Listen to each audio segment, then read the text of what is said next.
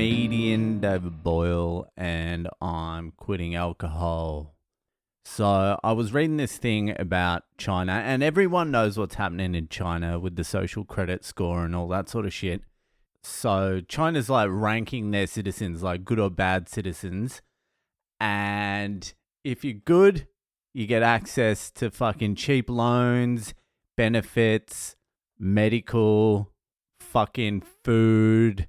And if you're a bad citizen, according to the social credit score, you get denied everything. You're an outcast of society. And you look at that and you're just like, how the fuck do you get there? How do you get there? It's not that hard to figure out. You just slowly and continuously give away your freedoms. And the thing is, like, once you start giving away your freedoms, it's very hard to stop. And the even bigger problem is, and this is just what struck me as I was thinking about it, because I've never really thought about it before. I suppose it's become more prescient in my mind because Australia just passed the digital ID law, which eventually will turn into a social credit thing, whatever. So it's coming for Australia as well, and Australians don't think they'll do it. But this is, let me fucking talk out what I was thinking anyway. So when you give away your freedoms, that doesn't come at no cost. There's a cost to it. When you give away a little bit of your freedom at the beginning, let's start at the beginning where everything's free. Then a government comes in or whatever. You can even take it all the way back to like tribes or whatever. You give a little bit of your freedom away.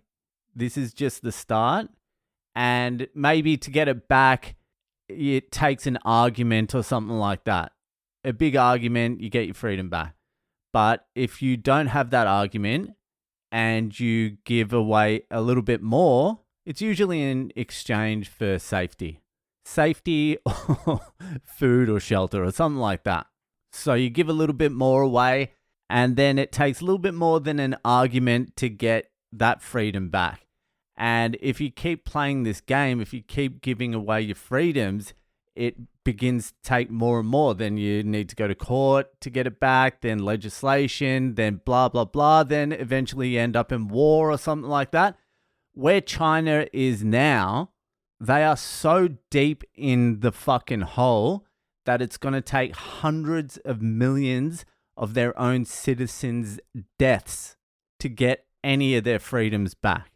Do you understand what I mean? Once you've given away your freedoms, if anyone gives away their freedoms, you are resigning. It might not be you, but you are resigning someone to their death. Someone has to die to get it back. And the more you give away, the more death there is going to be to get it back. And so the Chinese gave most of theirs away due to fear, I would say. Most of theirs was fear. The CCP were pretty much in control of everything. So they just fucking towed the party line. Also, the family had been fucking dissolved. It was communism. Families had been atomized and replaced by the party. So that's fucking sort of China's tiptoe into totalitarianism. I've been thinking about Australia's eventual tiptoe into totalitarianism. Australia's a whole different fucking ballgame. Australia won't give up their freedoms due to fear. Well, it will be a type of fear, but it won't be like actual gun to the head fear. It will be fear of like losing their homes. That will be the main one. Australians are so fucking obsessed with property and their houses and shit like that. They'll do anything to protect them. So let's say hypothetically the Australian economy fucking completely tanks. No one will even understand why it's tanked. There'll be a couple of people shouting into the abyss, it was their fucking fault. The government engineered this. It was always going to happen. And no one will even listen to them because people will be more fucking tunnel vision on like, let's get some food. How am I going to pay my bills? The cost of living's insane. How am I going to get by? People won't be able to pay their loans. Australia's like trillions and trillions of dollars in personal debt. if something happened, anything, it doesn't have to be even that big. If unemployment went up 2 or 3% in Australia, that would cause a contagion that would fucking destroy everything. That's how much of a house of cards Australia is at the moment. They're importing 1 million new immigrants a year just to keep it afloat. Anyway, let's just say hypothetically something happens and the government comes in and says, listen, we understand you. We understand what's going on here. We're hearing you. We feel the pain of the Australian people. What we're going to do is we're going to forgive everyone's debt. If you have a property, it doesn't matter how much you owe on this property, what your mortgage is, the Australian government's going to cover it. And what we're going to do is we're going to issue some digital currencies. So the old currency will now be replaced with a government digital currency. Your loans will be forgiven. You won't have to pay it back. All you need to do is accept this new digital currency. And I can tell you right now, every single person will accept it. People will be fucking begging for a digital currency by then. Trust me. And it won't start with the property. What they'll do is anyone who is on welfare, they'll get the digital currency first. It will be rolled out to welfare recipients first. So if you're on welfare, basically you're reliant on the government, and the government can do whatever the fuck they want with you. You have no power. You have no agency. The government just will do whatever they will fucking want with you. So really, it's in the government's interest to make fucking welfare more attractive than actually working. If the government is looking for control, which over a long period of time, that's all they want. They don't give a fuck about the rest of it. Control and power is all they want. So moving people from jobs to welfare would actually benefit them. So making welfare more and more attractive so people go on it and therefore are easier to control down the road. Because once you become reliant on welfare, it's so hard to fucking leave. I know, I was on the dole for fucking half my life. It's not even that much money. Back then it was like, how much was it? It was about $400 a week. Not even that, it was like $350 with a couple of scams. Now it's around about $700 a week. I think it's like $680 a week.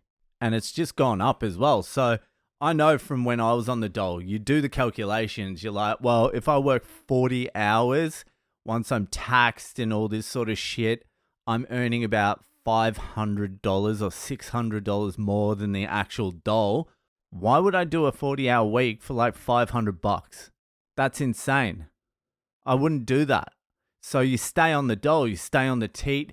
It destroys your fucking confidence. It fucking takes all the bite away because you can be angry and fucking like mad at the government, but once every 2 weeks you're in line handing in your form fucking begging. So it doesn't fucking matter what you say. You can fucking rail against the government as much as you like, but fucking once every 2 weeks you're down on your fucking knees begging. So once you're on welfare, it's very fucking difficult to get off it. And that's what they want. And that was me not even getting much money. Now it's like crazy. Like it's still not enough to live really, but it's crazy money.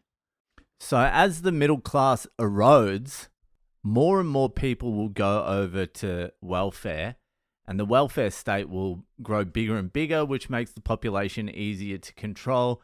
Everyone in debt, in massive, massive debt, they're easy to control because you have an attack vector.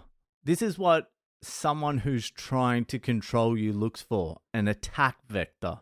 And a very good attack vector place to control you would be your house and your mortgage.